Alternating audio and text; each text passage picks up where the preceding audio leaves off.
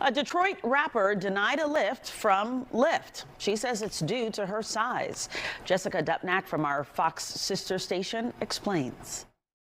Have you been in cars that size before? Yes, I have. I've been in cars smarter than that, you know. Deja Blanding tells us she was just trying to get to a Detroit Lions watch party this month when her Lyft rolled up. As I'm walking, I see him like making faces or whatever. I'm like, oh man. She already knew. I can fit in this car.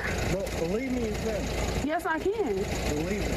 He told her there's not enough room in his car. The kicker part was when he started to talk about his tires. You know, I feel like that was a slap in the face. That was like my tires, you know, like. The driver said his tires could not handle her weight. Hey everyone, Stephanie Cole here with Growth Magnet Network. Welcome back. I want to welcome all of you back. Those of you that are new to this channel or that are returning subscribers. If not, go ahead and subscribe. So I'm going to do a story and give my input on the female rapper that got refused by the Lyft driver. And I just want to give my opinion on this because I used to be a Lyft driver. So I seen this as an opportunity to talk about it. So as you've seen in the beginning of the video, this was just a little clip of it, but I'm pretty sure some of you have seen the whole video by now, of the conversation that they were having with each other. So basically he denied her a ride because of her size and something about his tires, right? I want to play a little bit more here and then I'm gonna come back and give my thoughts on it. The rapper says she's pretty tough.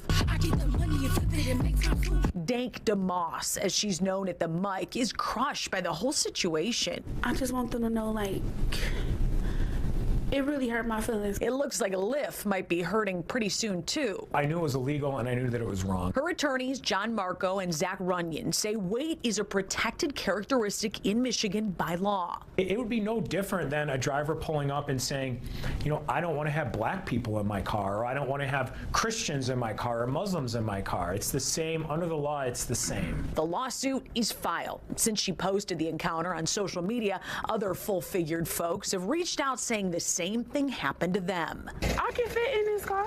But believe me, you can. Yes, I can. I really want people to see, like, what we go through as bigger people, you know?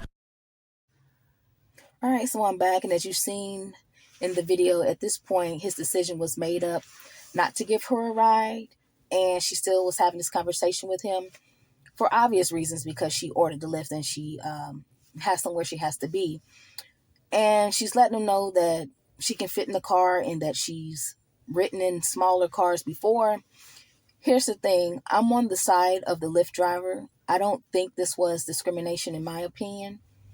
For whatever reason, because of her size, maybe had bad tires, struts, wheel bearing, shocks, axles, whatever his car had or didn't have going on, he refused to, let her in. Maybe he was thinking that if he let her in, the tire pressure in his car or in his tires would go down. I'm not sure what his thought process was.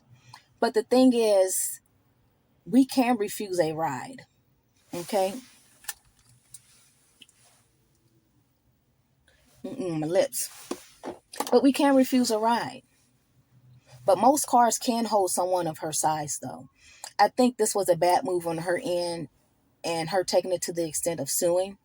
And the attorney that she hired, this is easy money for him. This is like a quick paycheck for him. And she could have ordered XL, a larger vehicle, although that does cost more. And that's probably hinting why she didn't order those type of vehicles. But by looking at her, we can tell that she's an oversized woman. And that she knows she has limitations. So when you go to an amusement park and you want to get on a ride, they're probably going to refuse you based on your size. Even when she's traveling on an airplane, they probably will ask her to get 2 seats. As a bigger person, you just know your limitations and you understand these things. And I'm not bashing her and talking about her size. This can change. Her size can change. She could eat better foods and work out and lose that weight. The problem is people think that Lyft drivers cannot refuse the ride, that we have to let you, have to let the person in your car. And you don't have to for whatever reason. It could be safety reasons. I've taken many rides, but I've never refused any though. I've given people, I had people in there with, body odor and smells just based off of the type of jobs that they do because of the work they smell. But I didn't make them feel bad. I kind of just cracked my window.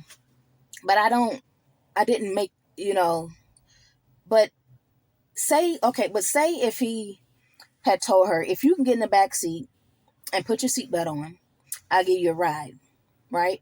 It could be a safety issue. That's a safety issue. So if you're riding around and say, like I slam on my brakes hard and I don't want you to come up here all the way in the front where I'm at, that's a safety concern for somebody of her size. If anything was to happen where it was a car accident, her whole body weight, everything will coming up to the front because she can't put her seatbelt on. But another thing I like to mention is like this car right here, this Tesla. This is perfect. Elon should like jump on it and target people of bigger size. This Tesla self-driving is roomy. It's all you need. So Elon, that's your market. That's your people, self-driving. You don't have to worry about anybody picking you up. This is the perfect car for them, right? So tell me what you guys think in the comments below.